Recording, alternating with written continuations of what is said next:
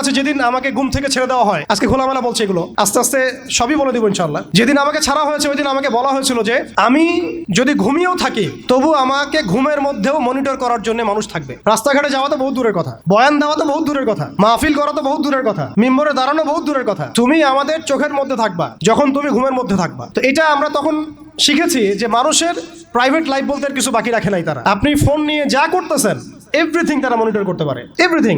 কাকে মেসেজ করতেছেন, অনেক ভাই তখন আমার সাথে দেখা করতে আসলে আমরা ইগনোর করতাম তার ভালোর জন্যই, বিকজ সে বিপদে পড়বে আমার সাথে দেখা করতে আসলে, এবং আপনি যেটা বলবেন সে বলার জায়গাটা আপনাকে দেওয়া হয় নাই, রাখা হয় নাই, আপনি ট্রিগারের সামনে আছেন। তো আল্লাহ পাকে সন্তুষ্টির জন্য কথা শুনেছি, অনেক সহ্য করেছি, মেনে নিয়েছি, গালিমন্দও খেয়েছি। আর এটাকে সুন্দর করে নাটক সাজানো হয়েছিল যে পারিবারিক কলহের কারণে আত্মগোপনে চলে গেছে। তো পারিবারিক কলহের কারণে আত্মগোপনে আমার সাথে আরো 4 জন কিভাবে গেল, আমার গাড়িও বা কিভাবে গেল, আর বাংলাদেশের গোয়েন্দা সংস্থার হেডকোয়ার্টারে আমার লাস্ট লোকেশন কিভাবে পাওয়া যায়, ম্যাপ কিভাবে ট্রেস হয়, মিডিয়া দিয়ে মানুষকে খাওয়ানো, এই কথাটা বলতে কি এখানে আসছি।